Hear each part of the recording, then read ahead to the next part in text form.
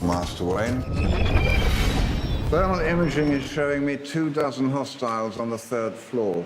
Why don't I drop you off on the 2nd?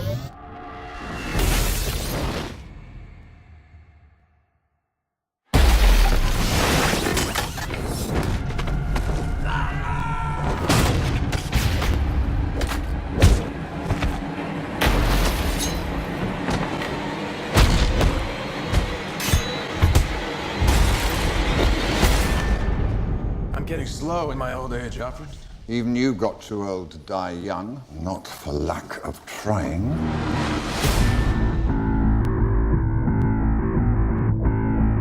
He has the power to wipe out the entire human race. If we believe there's even a 1% chance that he is our enemy, we have to take it as an absolute certainty. The greatest gladiator match in the history of the world. God versus man. Day versus night. You're psychotic. That is a 3-syllable word for any thought too big for little minds.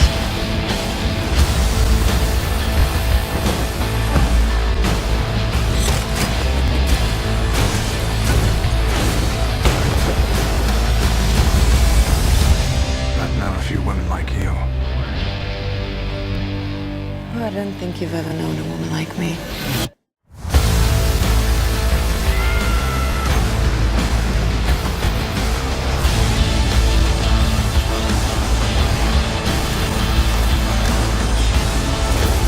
You know the oldest lie in America is that power can be innocent.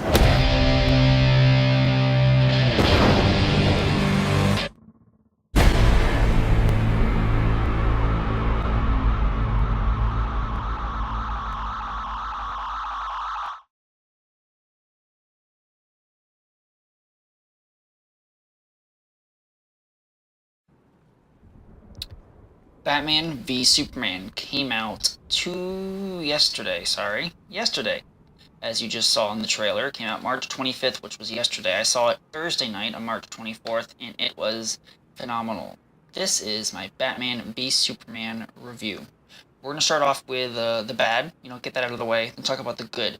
Both of those will be non-spoilery, and then I will get into the spoilers, which will just be the more in-depth parts of the story, and more in-depth parts of the good and the bad, more or less. As you can clearly see, we are playing Batman Arkham Knight. We are in Founders Island, I think.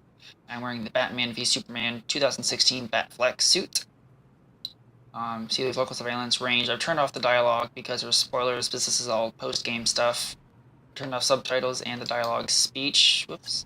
And down there we can see the 2016 Batmobile. So let's jump right into this review, starting off with the bad. First off, the pace of the game was a little bit slow at times. Good job, car. But yeah, it really had to set up this shared universe more so than any movie. Because although it was definitely this world was definitely established in the last movie, in Man of Steel, it did have a lot of groundwork to lay for future films. Another thing, and if in the trailers this was shown, the nightmare-like sequence was a little unnecessary, I think, for the movie. I think the movie would have benefited it if they didn't have it missed. Oh well. It's slow a little bit. It should be fun when I do the Let's Play. The nightmare sequence I think was a little unnecessary. They could have done without it, but it was cool to see a lot of the Easter eggs, which I will talk about later. Another thing, Senator Finch was... This is not where I want... Yeah, it is. No, it's not.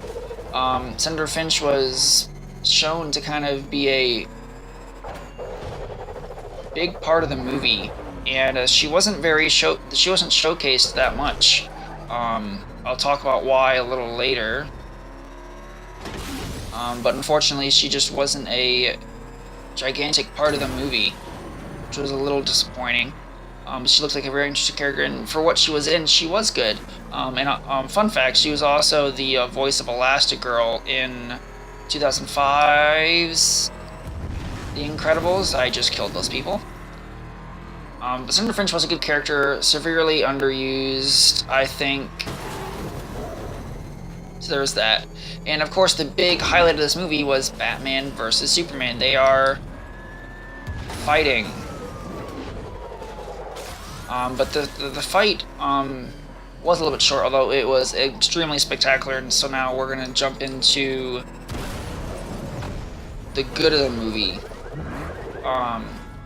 The fight sequence between Batman and Superman near the end of the movie was absolutely incredible. I loved it.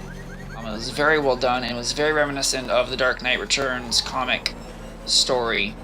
So if you're a fan of that, you'll definitely enjoy their fight near the end of the movie. Wonder Woman. This is her first live-action portrayal. I'm just going to glide over to where I want to go. I want to go over to there. So, boom. Okay. Oh, I let go of the plus. Wonder Woman was absolutely incredible. Diana Prince, just throughout the length of the movie, was absolutely incredible. Then Wonder Woman's entrance, which we'll talk about again a little later, was incredible. She was so much fun to play with. To just finally see in live action, and she was absolutely incredible. Her fight sequences were amazing, and I think it really set up well for her own movie to be very good at it. It didn't show all of her powers either, which was very nice to see. Come on, car.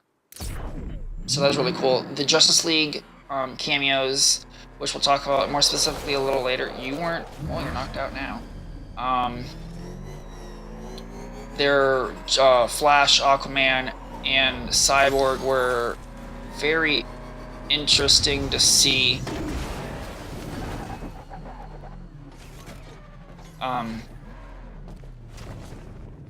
Where'd the car go? Like, disappeared. Come here. Ooh. So those were very interesting characters to see cameo, and I'm really looking forward to seeing them in their own movie. Not their own movie. Well, yes, their own movies, of course, but in the Justice League movie next year. Of course, Flash being my favorite DC character, comic book character in general. It was very nice to see a little glimpse of him. Probably the best new character in this shared universe was hands down Lex Luthor. Jesse Eisenberg did an incredible job as Lex. Very, very publicly, very fun, Playboy-esque like, but behind closed doors, even with the government, he was beginning... He was a very fun character to, you're not... Come on. Here we go. It was a very fun character to play with, and he was a very, very, very well done, Jesse. I applaud you on that. Come over here. Over here. Over here. There you go. Bye. So Lex Luthor was amazing. We'll get into more of that later. The story, overall, was absolutely incredible. I loved how it set everything up for that movie's story. So it was a good standalone movie, but it was also a good movie that set up this shared universe to be this amazing behemoth that Warner Brothers wants it to be. So the story was incredible. We'll get into more of the story later. Ben Affleck as Batman was probably the best interpretation of... Okay, I definitely right-clicked, but okay, I got hit by a car.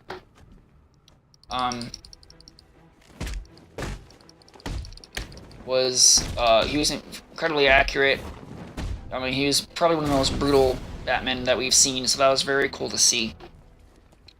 Speaking of Bat Family, Alfred, Jeremy Irons, was incredible. I loved this Alfred. He was very wise, but he was more rough around the edges. I liked Michael Caine, don't get me wrong, but oh my gosh, Jeremy Irons, you're my new favorite Alfred, like hands down. So props to you for making the new standard for Alfred here. Oh, there's LexCorp. Batman Superman in theaters now. And finally, just filling up the non-spoiler part, Superman, you know, he was a big part of this movie. He's in the title. He did a good job. You know, there was a lot. Henry Cavill did an amazing job, like in Man of Steel. I thought that was a good movie. A lot of people didn't. I did. But this movie provided a lot more depth to his character and who he is in this world. And I thought that was extremely interesting. Can I hook onto this helicopter like I can in Arkham City? No, I kind of, like, backed away from it. I'm about to get killed by this helicopter. Come here. I can't even... Okay. But Henry Cavill was incredible as Superman once again, and his character was very well done. So, you know, I give this movie a 9 out of 10. It was not perfect. It had its issues. You know, but to get, you know, kind of... It was the first movie in this new shared universe, essentially. Man of Steel set the groundwork, I think, for the tone, but... Sorry about that. That was... I have the trash chute next to my room. Man of Steel set the groundwork, but this movie really did set the shared universe up to be a behemoth of a world. And I am extremely excited to see where Zack Snyder and Jeff Johns and Warner Brothers and DC take it from here. Okay, looks like we're gonna have a little... We're gonna have some fun here. We're gonna have a bunch of guys to fight. What the heck?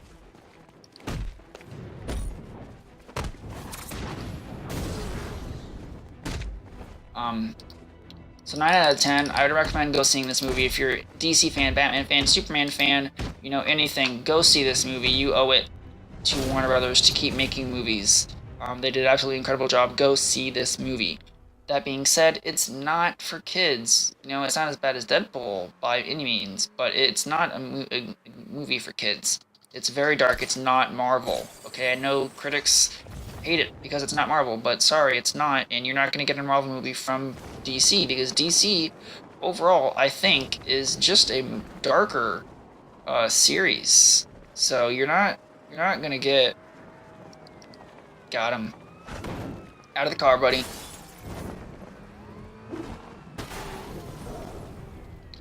You're not going to get a bright, fun movie from DC. You might get that with The Flash, but, you know, this movie is not The Flash. It's not bright and funny.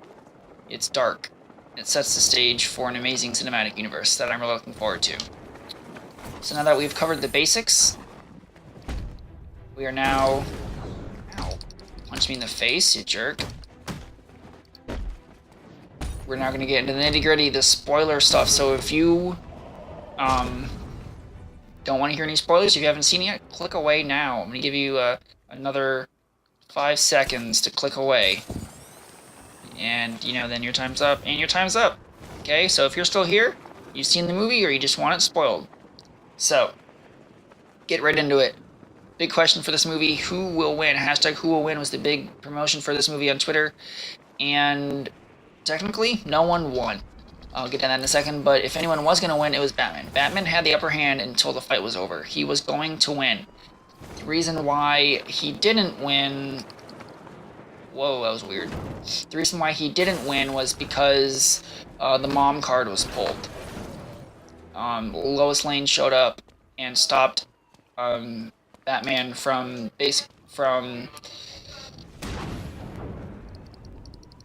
stabbing Superman with a kryptonite spearhead that would have killed him. So that's the biggest... Don't... Ouch. The biggest thing in this movie, who was gonna win, it ended up being no one. Batman would have won. Okay? Batman. Always. As far as the fight, it was absolutely incredible. A lot of references. The first thing that was used was sonic guns, very much like in The Dark Knight Returns. So that was cool. The kryptonite arrow that was used by Oliver Queen. Oh, hi guys. Ouch. That keeps happening to me.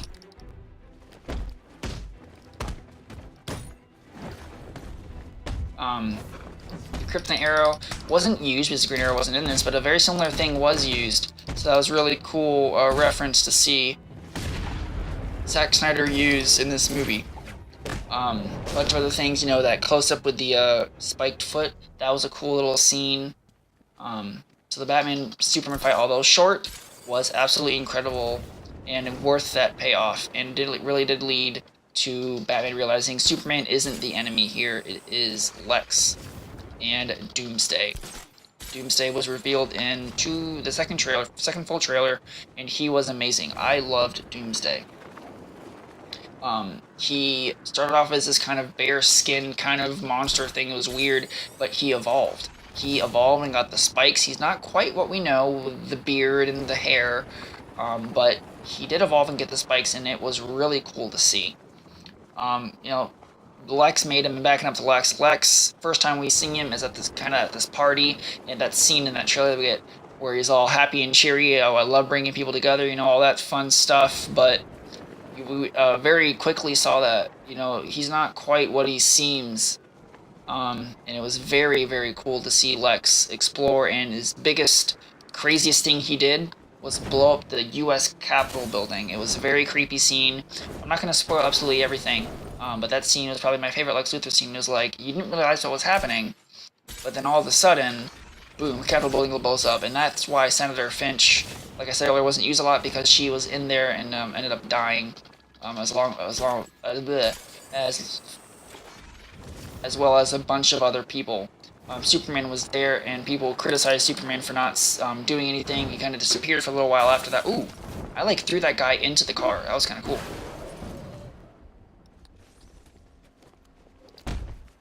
I killed him? Nice. But Lex was very cool, very creepy. In the movie, Superman almost died by the hand of Batman, but ended up not happening, but he still sacrificed himself to take down Doomsday with that spear. So Superman was dead in this movie, but at the very end, of course, Superman can't be dead because Justice League comes out next year. So, of course, he's not dead. He's still around. Dirt kind of flew off his coffin a little bit, but it was really kind of cool to see this death of Superman story arc incorporated. It was very, very cool to see all the inspiration that this took. You know, now we're gonna get into the kind of the cameos of the other Justice League members. Flash, Cyborg, and Aquaman all had their little cameos. We kind of saw their signal when Batman was looking up, who is Wonder Woman, what is she, and we realized that she's been in America since 1900, so she's incredibly old. I think she's like 500 or 5,000, one of the two, years old in this movie. So seeing Cyborg, Flash, and Aquaman Civil when he was looking her up, and then he sent the information to Wonder Woman, who then clicked on the other people's data. It was very cool to see all of that come to fruition. See Flash use his speed to stop a guy trying to rob just a convenience store, like a 7-Eleven or something like that. Aquaman was kind of the dumbest cameo. Sad because, you know, Aquaman's often hated on for being a kind of a crappy hero anyway, and then you give him this kind of treatment, but, you know, oh well, Zack Snyder. It was very cool to see Aquaman, and his kind of, he bursted off super speed into the water. And then the other cameo was Cyborg, of course, and to see him being created by the Mother Box or Boom Tube, whatever it's called, it was very interesting to see that dynamic. To see Silas Stone and Ray Fisher. I listed two different characters, but oh well. Ooh, there's a bunch of people here. Ow.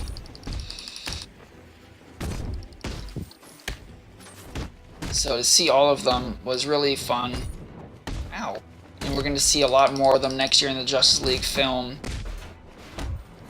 So that'll be really interesting. And, you know, the final kind of thing I want to talk about is the future of the movies. In the trailer, we see the Omega symbol on the ground. Getting the crap beat out of me. Ow, stop it. I'm better at this game, I swear. I'm just trying to do two things at once.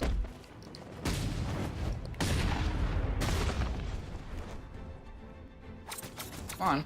There we go. So the future of this